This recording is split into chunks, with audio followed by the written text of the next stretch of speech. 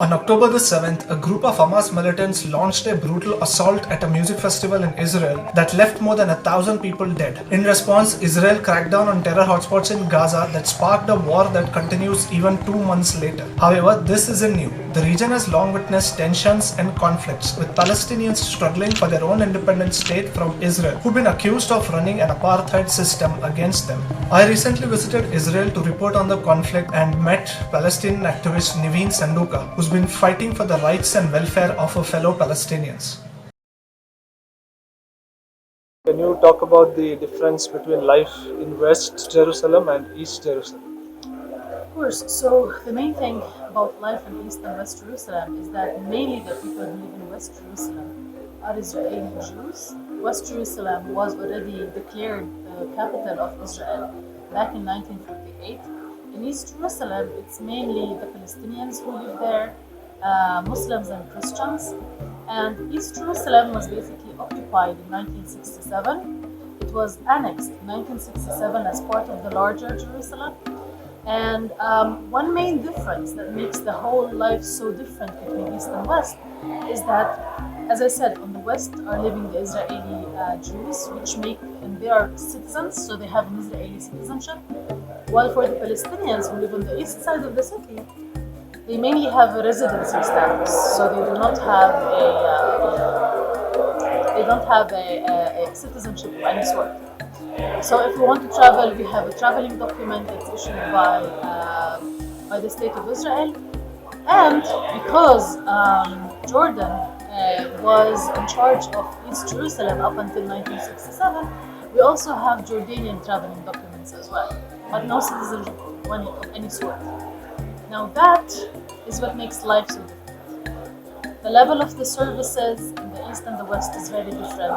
The West looks more like a European, Western country, while the East looks like, it still needs a lot of development to look like the other side. As well as, in sense of rights, like we also pay taxes. In the East and the West, we pay the same taxes, but you don't get the same services as I mentioned. And also, we basically, as residents, we always and all the time need to prove that our center of life is in East Jerusalem. So it's a place that doesn't have urban planning.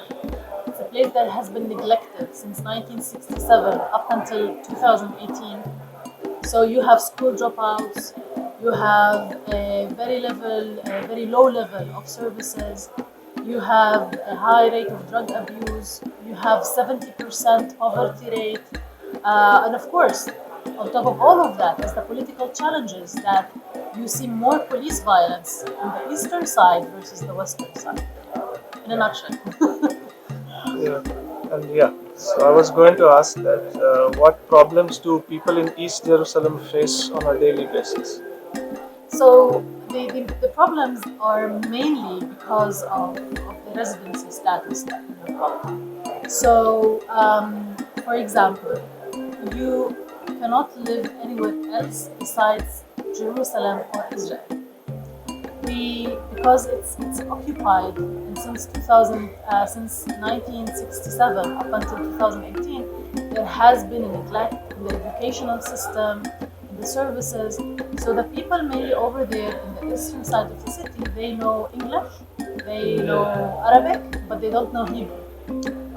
And if you look at the everything around us in the city, being the capital of Israel, everything is in Hebrew. So there's also that kind of virtual walls, people who don't even speak the same language. Now the issue is when you don't speak the same language, you are immediately cut off from accessing equal opportunities.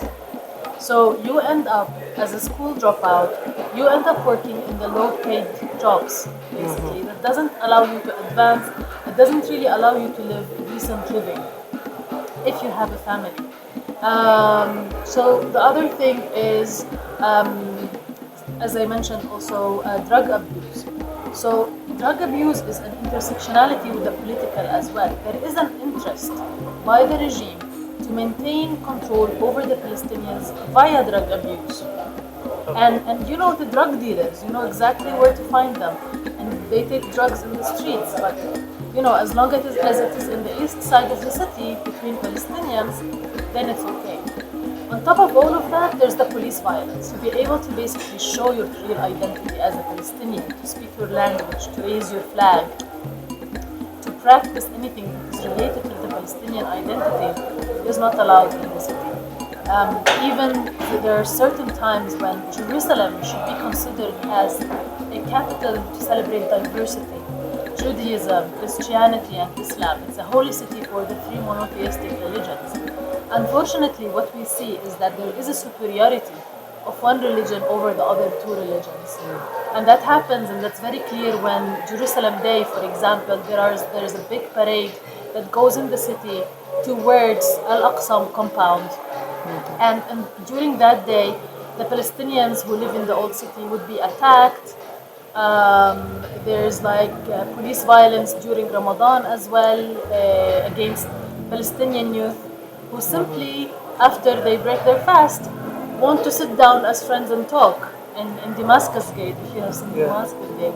So during that time in Ramadan, it's very special, and the police don't like that. So they start clashes with the Palestinian police, and every single Ramadan, instead of being a month, for example, of being celebrating in holiness and spirituality, it becomes a month of clashes for the Jerusalemites. And despite all these difficulties that also include home demolitions, that also include the lack of housing units that exist here, even the health system is different. In Israel, the health system is immediately contracted by the government. In East Jerusalem, there's a middleman. We don't understand why, but we're the same, we're the same people. So it's like all these challenges that we are facing. But despite all of that, the Palestinians, especially in Jerusalem, they never leave.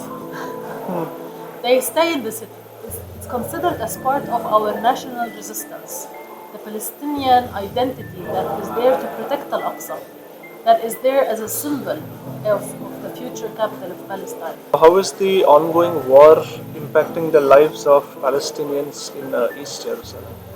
So, with all these difficulties, that's the normal life of any Palestinian. Israel in general declared a state of war, which means there is a law of war that is going on. And with the law of war, it has affected specifically the people in East Jerusalem in their freedom of speech. So we cannot even post pictures on social media. We cannot show sympathy with our own people. We cannot say ceasefire. We cannot say end the war. We cannot even quote the Quran or the Holy Bible, because it will be viewed as encouraging of Hamas and encouraging of the war and incitement. We have seen many young men, and I've seen them personally, being stopped by the police randomly. Their phones were taken from them. The police checks WhatsApp group, they check photos, they check chats that you have, your posts on social media, and if they find anything that they consider as incitement, they will immediately take you and detain you. Take you to jail for investigation. In some cases, we have seen the police take the mobile phones and simply crashing them. Or like simply beating up young men in the streets, Palestinian men, of course. So that's one side of the police violence. The other thing, we saw many extremists in the city also attacking Palestinian towns and neighborhoods. In Jerusalem, there's no actual concrete walls in the city between the east and the west. So it's actually really scary to be attacked because your identity is a Palestinian, especially if they're able to identify you as a Palestinian. So, and the police doesn't protect you, obviously, from these extremists. And now the other thing that has been happening on top of all of that is the economic factor. Many people, either because they posted something on social media, they lost their jobs, or because of the general closure around Jerusalem, many people have lost their jobs because they are unable to access their jobs. And so basically, if you are living in a place that has a poverty rate of 70%, this war actually increased that percentage. More and more people have actually fallen into poverty. Ever since the war broke out, there have been protests all around the world, but there are no protests in East Jerusalem. Why is it so? Because East Jerusalem is under the jurisdiction of Israel, the Israeli police, and the different ministries and municipalities. If you want to do any demonstration, you need to take the approval of the police and of the municipality. And obviously, these approvals are not going to be granted. So if you want to go out and demonstrate without the approvals, then you are definitely up for clashes, up for violence. And we have seen it in Sheikh Jarrah, it's a neighborhood in Jerusalem, in 2021, when people were protesting against displacement of Palestinian families.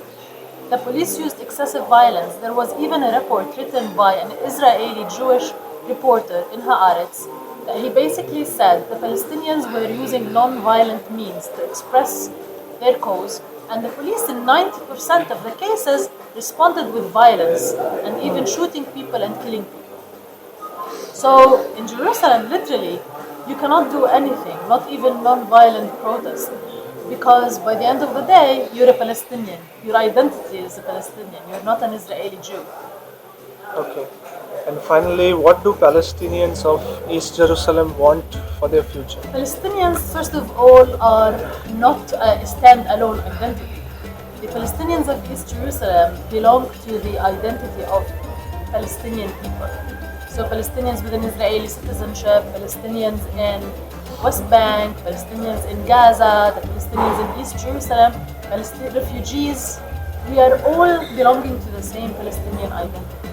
So this is one thing that we definitely want to see for the future and hope for, that we are part of that collective identity. And basically the walls that exist between the West Bank and Jerusalem and the walls that exist between Gaza and Jerusalem, East Jerusalem, they're creating this separation between us. While inside of us we feel that we belong to that identity and we want to continue to be part of that identity. We also, I think, see Jerusalem as a shared city. Shared that we cannot envision walls running in our city between the east and the west. And when I say our city, I'm also talking here about the west side of the city, which is a vision that is also shared by many Israeli friends that I have. But at the same time, it's the symbol of the Palestinian state. So East Jerusalem can be the future capital of Palestine. West Jerusalem is the capital of Israel, but both of them are governed on a shared basis. And I think that's what we basically want. And our aspirations are not very different from the rest of the Palestinian people. We also want to have our own independent state. We also want to have our self-determination. We also want peace and security. Ciao.